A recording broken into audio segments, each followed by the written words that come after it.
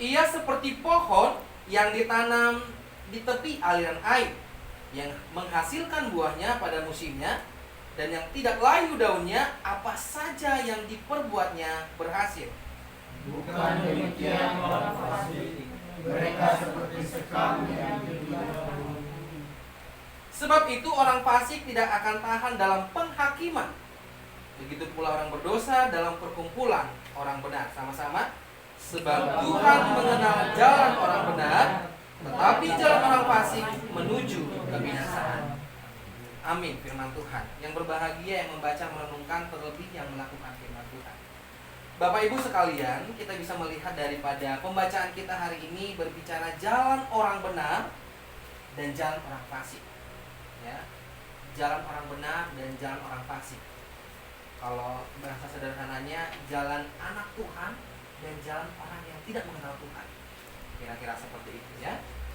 Kalau kita bisa melihat Mazmur ini, penulisnya salah satunya adalah Daud.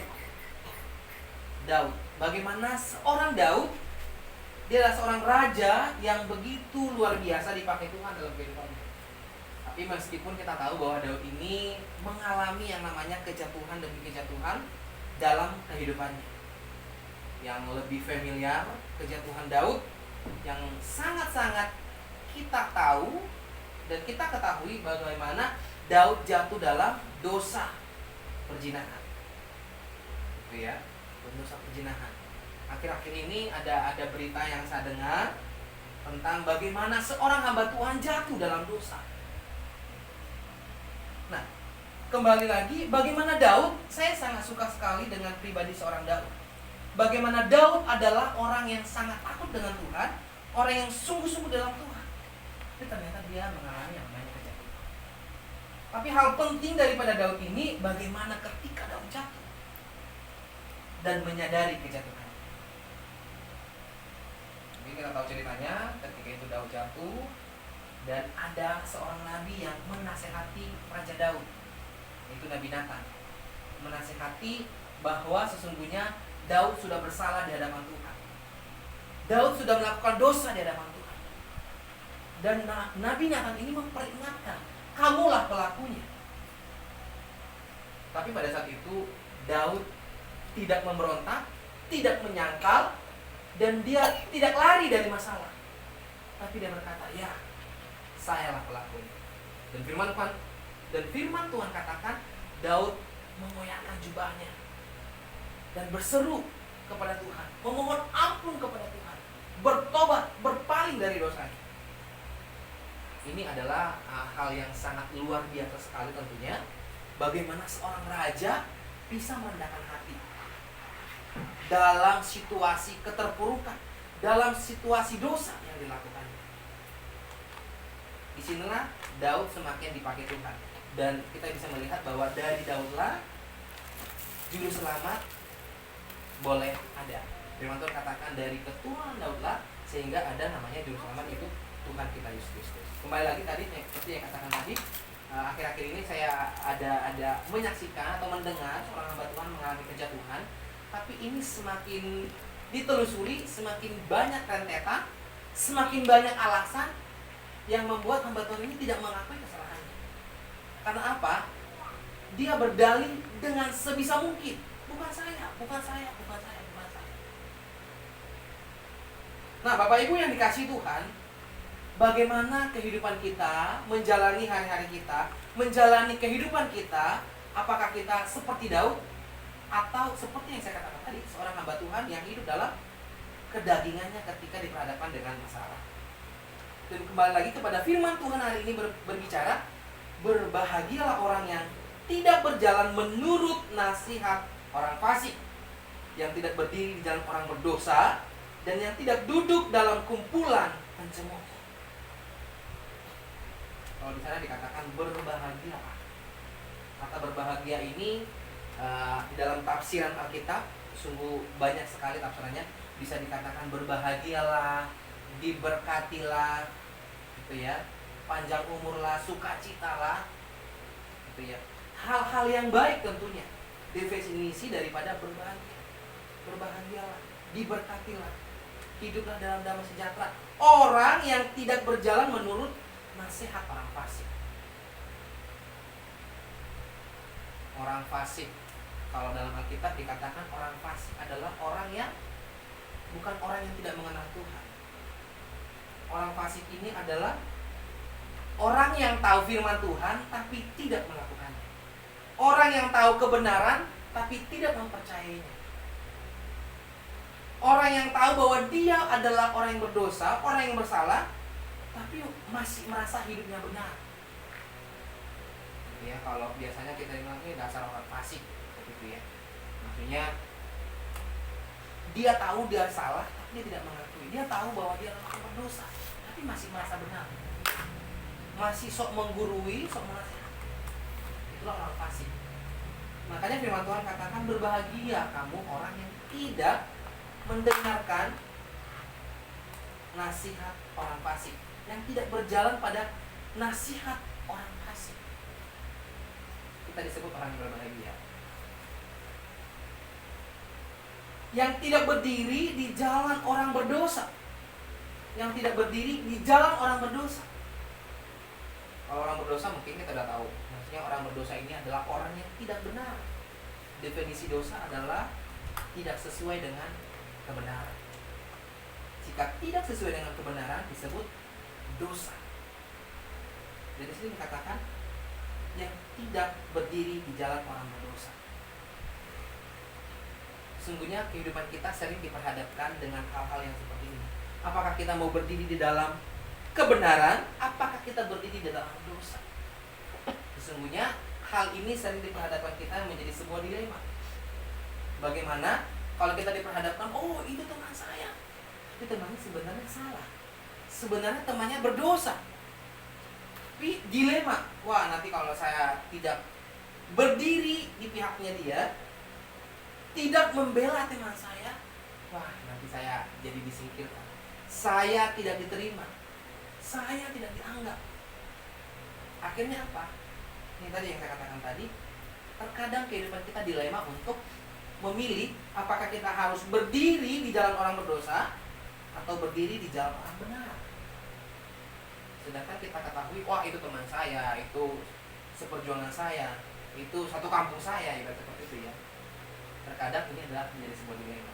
Tapi sesungguhnya sebagai anak-anak Tuhan harusnya kita bisa beriman. Ya, kalau setahu saya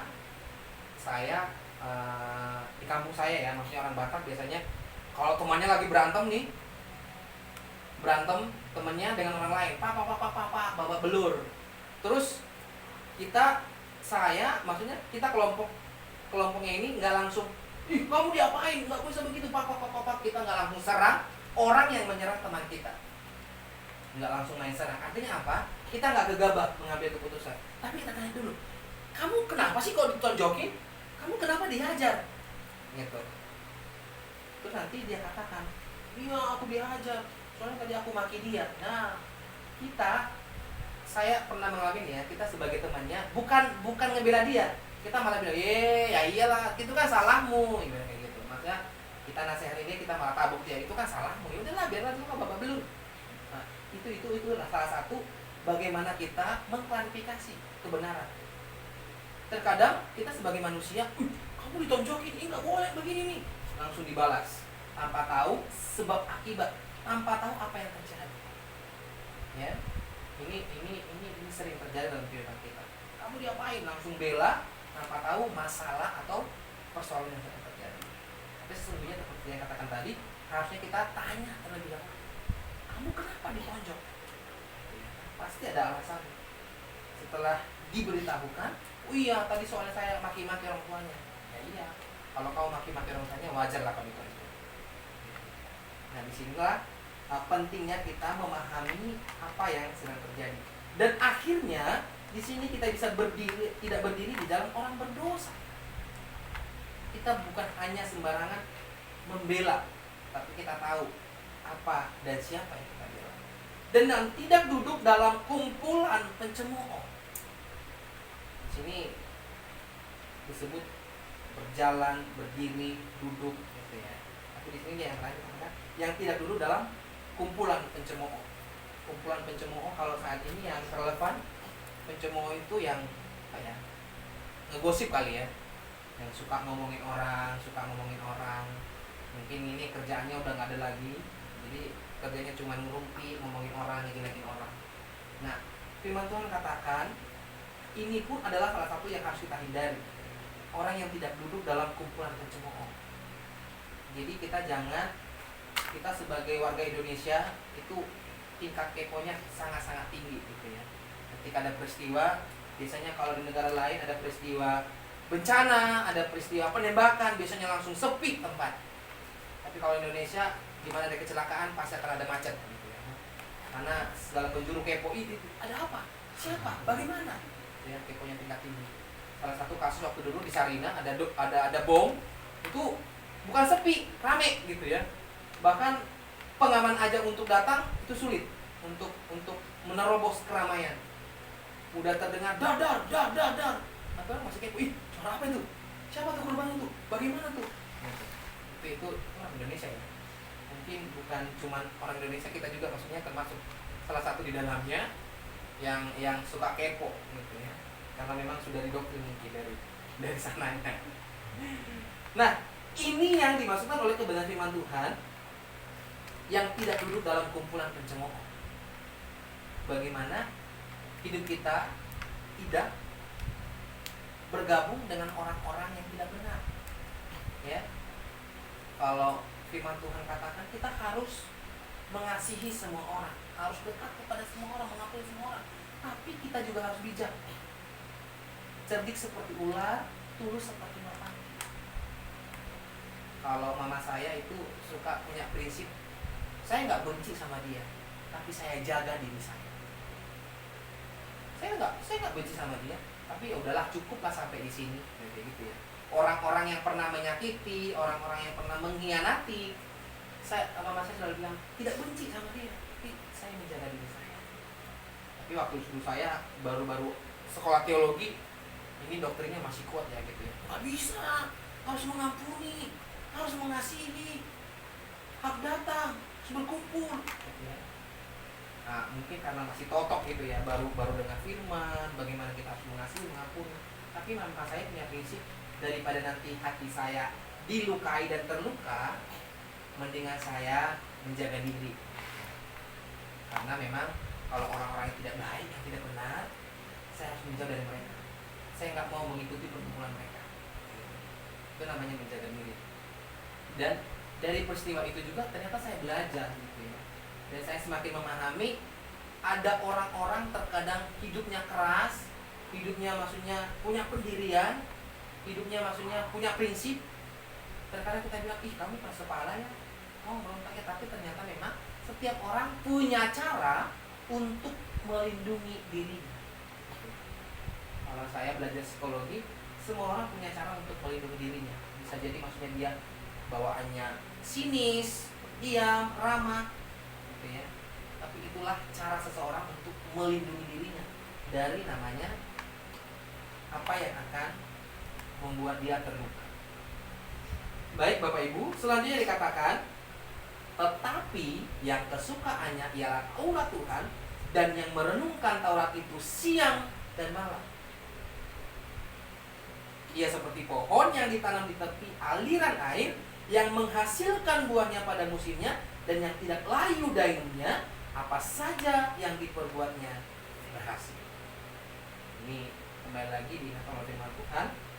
Tetapi yang kesukaannya ialah Taurat Tuhan, yang merenungkannya siang dan malam.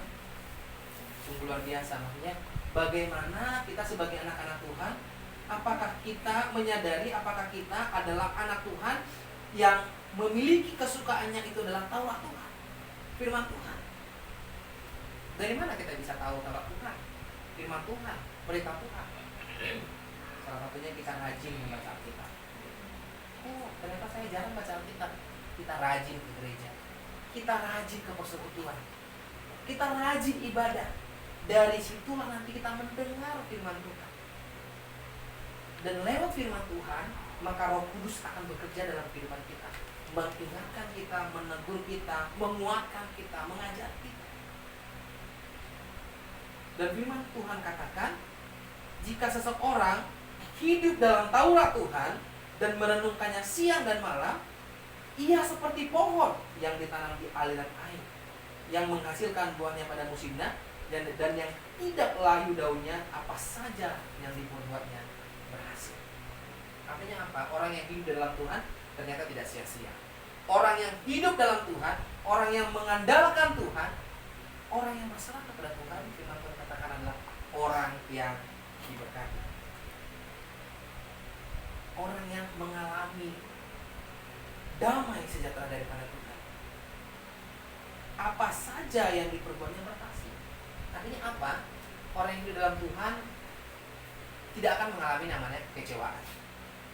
Pasti yang ada ucapan syukur, sukacita, damai sejahtera. Artinya buah roh yang keluar dari hidup. Sekarang kita renungkan kehidupan kita, bagaimana dengan kita? Apakah hidup kita sejauh ini lebih sering mengucap syukur, lebih sering merasakan damai, sukacita, lebih sering merasakan kerendahan hati untuk menghadapi masalah, atau sebaliknya? Jadi kita pun bisa introspeksi diri, menilai diri kita sendiri, apakah kita hidup dalam Tuhan? Apa roh Tuhan bekerja dalam kehidupan kita?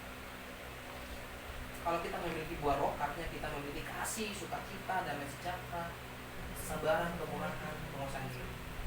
Itu yang firman Tuhan ingin ingatkan kepada kita. Nah, Bapak Ibu yang dikasihi Tuhan, dan yang keenam dikatakan, sebab Tuhan mengenal jalan orang benar, tetapi jalan orang fasik menuju kebinasaan. Dan yang keenam ini pesan firman Tuhan ingin dikatakan bahwa Tuhan tahu segalanya. Tuhan tahu apa yang kita perbuat dalam kehidupan kita. Dan Tuhan ingin menyampaikan pesan bahwa hidup kita akan ada namanya tabur Tuhan. Apa yang kamu perbuat dalam Tuhan tidak pernah sia-sia. Sekalipun saat ini kita merasa, ada kesia-siaan. Mengapa. Tapi ternyata ke depannya ada hal yang akan kita tuai dari setiap pelayanan yang kita lakukan. Ketika kita punya iman, percaya kepada Tuhan, tidak sia-sia. Bapak Ibu yang kasih Tuhan, biarlah firman Tuhan ini boleh mengingatkan kita kembali bagaimana kita sebagai anak-anak Tuhan hendaklah kita mengandalkan Tuhan sebagai Tuhan dan Juru Selamat kita, sumber kekuatan, sumber penolong, sumber sukacita, sumber segala-galanya. Apapun yang kita perbuat hendaklah kita melihat salib Kristus, berharap kepada Tuhan. Bila firman Tuhan ini boleh menjadi rema dan kita semuanya boleh diberkati. Amin. Firman Tuhan, kita berdoa. Tuhan, kami mengucap syukur buat kasih-Mu dan anugerah-Mu yang melimpah-limpah dalam kehidupan kami. Terima kasih Tuhan buat kesempatan malam hari ini, buat kebenaran firman-Mu Tuhan yang boleh kami dengarkan. Biarlah Tuhan firman-Mu Tuhan boleh menjadi rema dalam kehidupan kami. Firman-Mu boleh bertumbuh, berbuah dalam kehidupan kami, dan kami menjadi pelaku-pelaku kebenaran firman-Mu, dan hidup kami semakin hari boleh semakin diberkati oleh Tuhan. Terima kasih Tuhan, hamba-Mu sudah selesai bicara, tapi biarlah Roh Kudus-Mu yang senantiasa menolong kami, mengajari kami, memperbaharui hati dan hidup kami, dan hidup kami boleh senantiasa dalam nama Tuhan. Dalam nama Yesus kami sudah berdoa dan ucap syukur. Haleluya. Amin.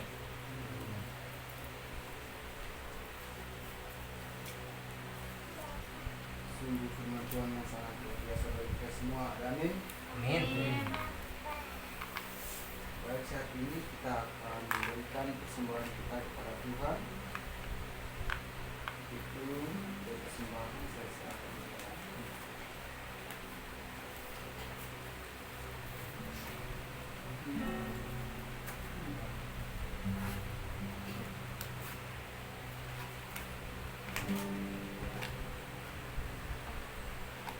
Bapak Ibu, saudara-saudara, sebelum kita memberikan persembahan syukur, saatnya kita satu dalam doa kita berdoa. Bapa yang baik, terima kasih untuk pertolongan Tuhan, sehingga pada saat ini Tuhan kami melakukan ibadah kami dengan baik, dan pada saat ini Tuhan kami akan memberikan persembahan syukur kami. Kiranya Tuhan boleh memberkati bagi kami yang memberikan persembahan kepada-Mu. Terima kasih Tuhan Yesus, kami siap memberikan persembahan kepada-Mu. Amin. Baik, mari kita bersama-sama menyanyi pujian Betapa Hatiku Berterima Kasih.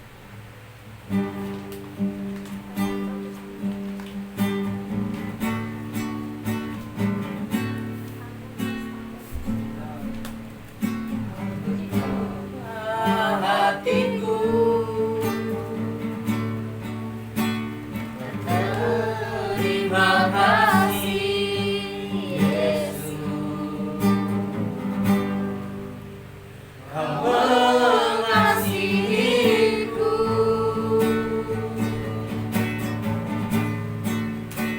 Kau memilikiku.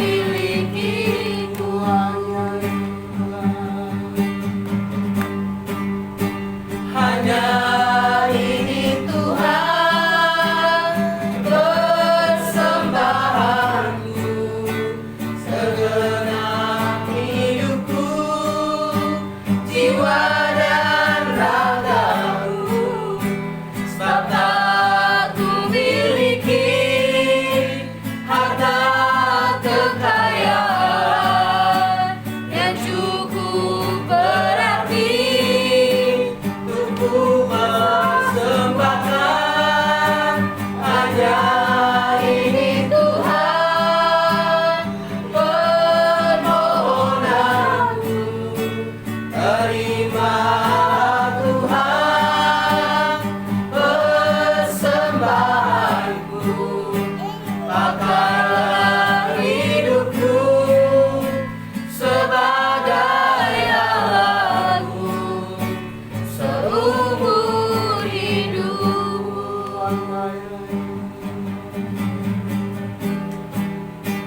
Pakailah hidupku sebagai alatmu seumur hidupku.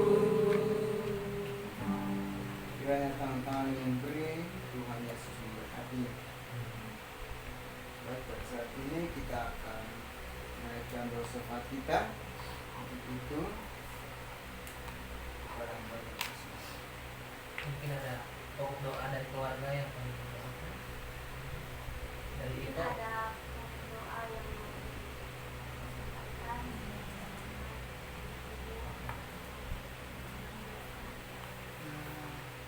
Namun kedua, tetap bersama kami senantiasa berpercaya. Jadi lupa lagi, kiranya juga anak-anak yang dewasa senantiasa tetap setiap bulan tetap usahanya semakin dipulihkan. Ya, permintaan doa kami keluarga, terutama kesehatan kami. Gitu. Kalau masih ada lagi, saya persilakan. yang lain teman-teman.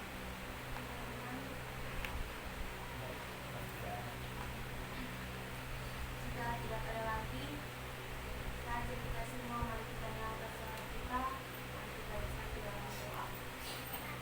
Segala puji dan syukur hanya dilimpahkan kepadamu Tuhan. Terima kasih atas segala kebaikan Tuhan dalam kehidupan kami. Terima kasih atas kenyataanmu dari jalan kami hingga kami tiba di rumah keluarga Tiaga dan Tuhan di rumah keluarga ini. Walaupun mereka sedang menyenangkan, Dewa merupakan tumpang dari kita Tuhan. Untuk datang memuji dan menjaga terima kasih Tuhan Tuhan, terima kasih atas firman Tuhan yang telah sampai dalam kami. Di mana kami telah kembali diperingatkan Tuhan agar kami tidak berjalan lokasi, tetapi kami berjalan dalam benar Tuhan. Dan kami selalu mengandalkan Tuhan setiap apapun yang menjadi kegiatan kami. Terima kasih Tuhan, terima kasih pada saat malam hari ini Tuhan, kami mau menyampaikan setiap tugas iman kami. Namun sebelum itu Tuhan, ampuni segala dosa kami, baik dalam perkataan, tindakan, dan Tuhan, ketahuan. Dan tidak susah yang kita Tuhan, yang mengasuskan, agar tidak menjadi halang dalam setiap doa dan keinginan kami kepadamu. hari ini Tuhan kami berdoa secara khusus buat keluarga Sinaga. Kiranya Tuhan senantiasa memberkati apa yang menjadi pekerjaan mereka Tuhan, pelayanan mereka, kiranya Tuhan memberkati. Kiranya setiap usaha mereka Tuhan, Tuhan selalu mencampur tangan agar apapun yang mereka kerjakan dapat menghasilkan berkah jangan hanya dari Tuhan. Terima kasih Tuhan kalau pada saat ini berdoa juga buat keluarga mereka kalau mereka mempunyai perkumpulan dan Tuhan yang mencampur tangan menjaga kepada mereka Tuhan.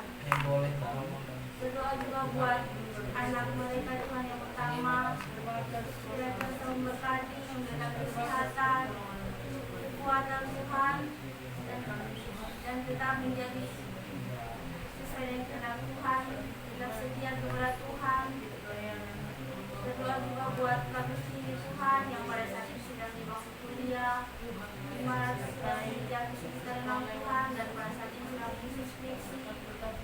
Kiranya Tuhan senantiasa memberkati Bagus ini Tuhan, apa yang dibutuhkan dalam skripsinya Tuhan memberkati, dan dana yang dibutuhkan Tuhan yang dicukupkan, Tuhan yang mencampur tangan Tuhan. Terima kasih Tuhan, terima kasih. Kiranya keluarga ini Tuhan selalu dalam lindungan Tuhan. Kiranya keluarga ini tetap dalam sukacita, damai sejahtera Tuhan. Kiranya Tuhan selalu memberkati, memberikan berkat yang melimpah dalam keluarga ini Tuhan. Terima kasih Tuhan, kami sangat bersyukur pada malam hari ini, di mana Tuhan kami juga satu persatu memohon kiranya Tuhan selalu memberkati kami satu persatu tempat ini, memberikan selalu kesehatan, kekuatan Tuhan yang asal dari Tuhan. Apa yang menjadi kekuatan kami serahkan di dalam tangan pengasihan Tuhan. Kiranya Tuhan yang memberikan jalan kepada kami, membukakan jalan kepada kami Tuhan. Apa yang menjadi tugas tanggung jawab kami, kiranya Tuhan yang selalu menolong kami.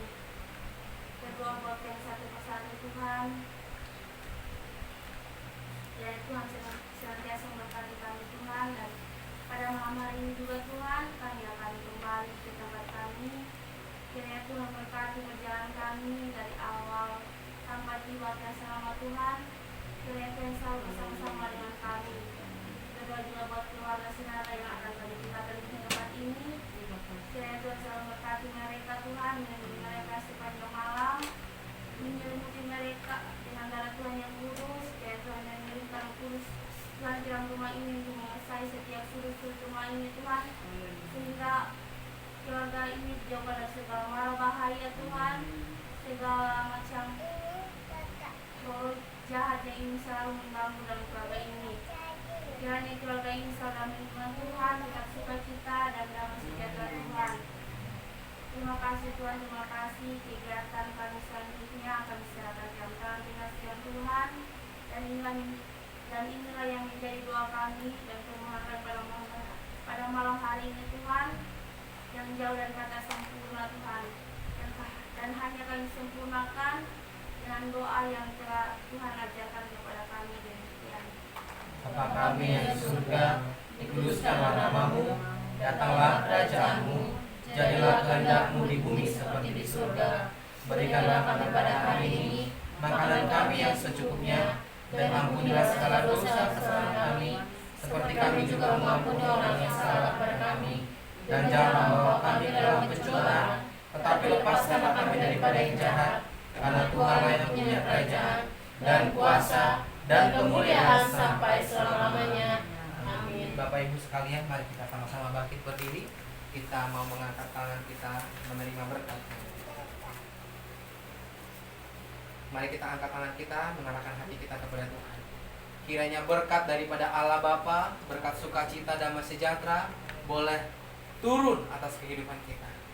Dan berkat daripada Tuhan Yesus Kristus, berkat keselamatan, berkat kasih yang luar biasa meliputi kita, dan persekutuan Roh Kudus yang manis, yang indah, boleh tinggal dalam kehidupan kita hari ini sampai selama-lamanya. Haleluya. Amin. Amin. Amin.